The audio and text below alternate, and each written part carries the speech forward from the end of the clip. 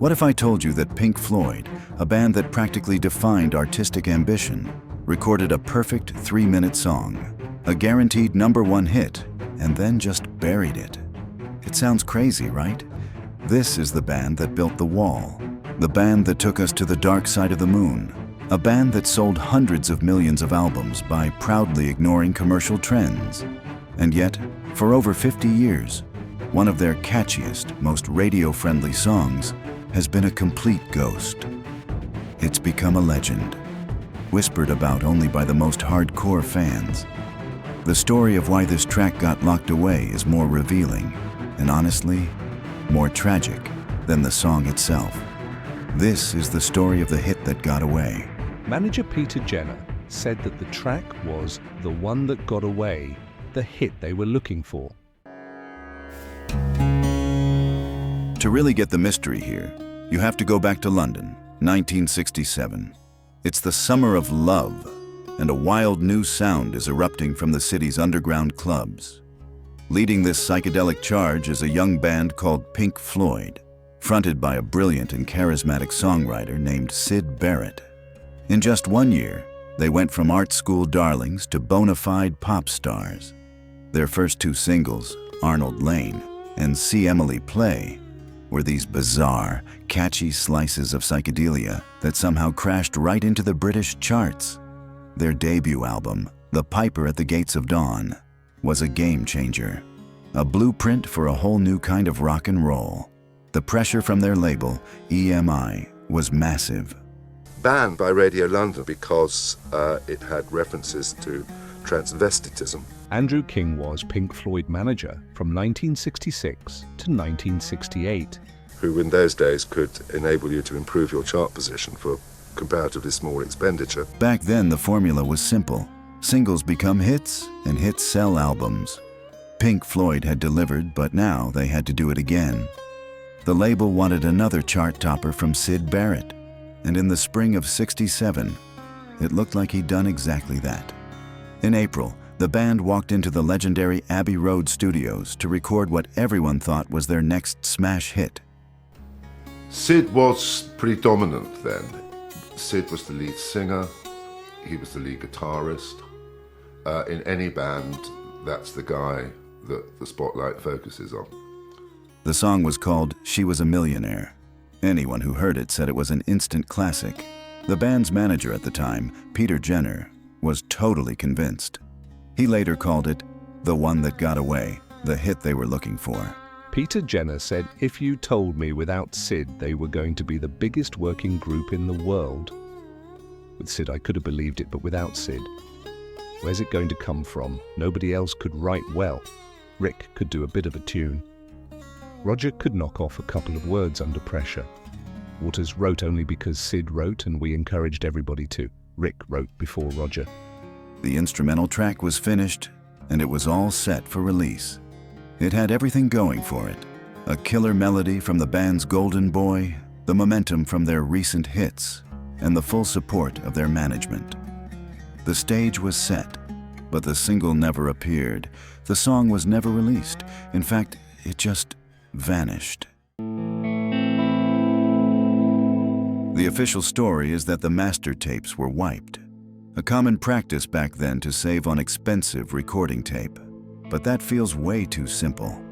You don't just erase a song with that much potential.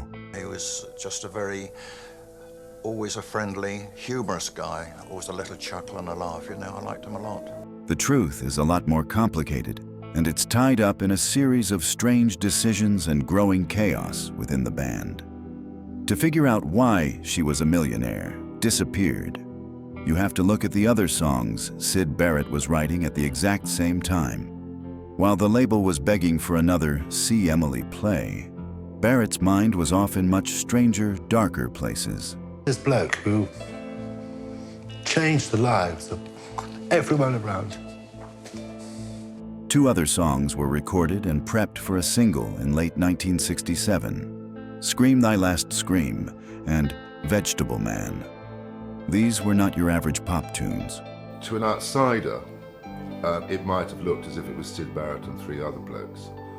Scream Thy Last Scream was a chaotic mess of sped-up vocals, jarring tempo shifts, and surreal lyrics, with drummer Nick Mason even taking a rare lead vocal. It was abrasive, unsettling, and a million miles from their earlier hits. Even more disturbing was Vegetable Man. The lyrics were a raw, unfiltered peek inside Barrett's fragile mental state. He apparently wrote the song by just describing what he was wearing and seeing in that moment. A man in his clothes, a vegetable man.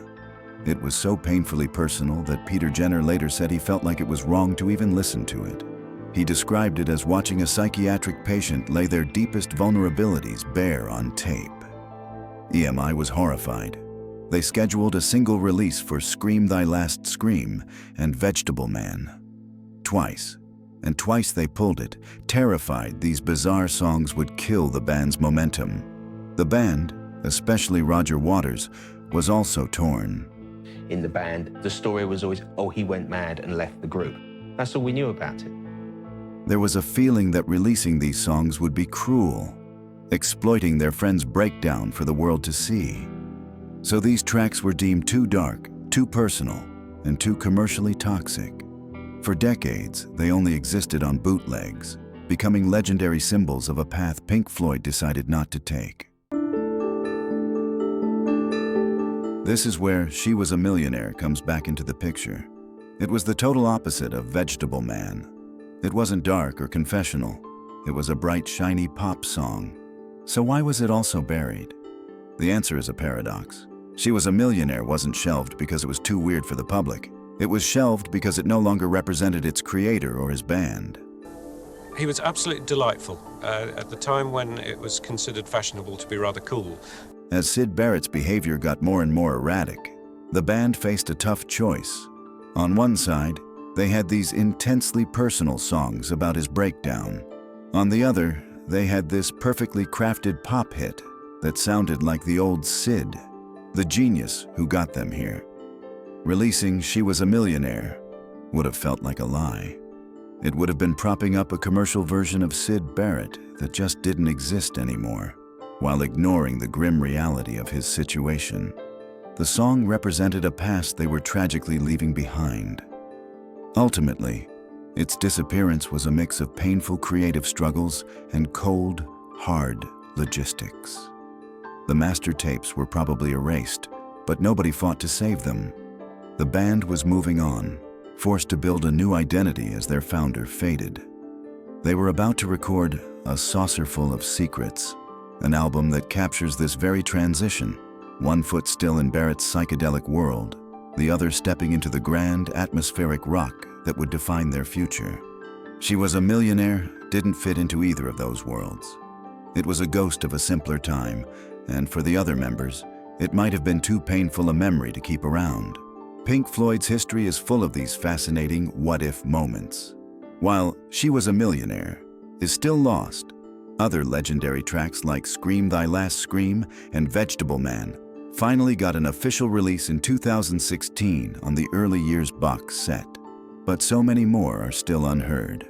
So what would have happened if She Was a Millionaire had been released? It's one of rock's great hypotheticals. A huge hit could have changed everything. Maybe it would have patched things up temporarily, forcing the band to keep up a pop star image a little longer.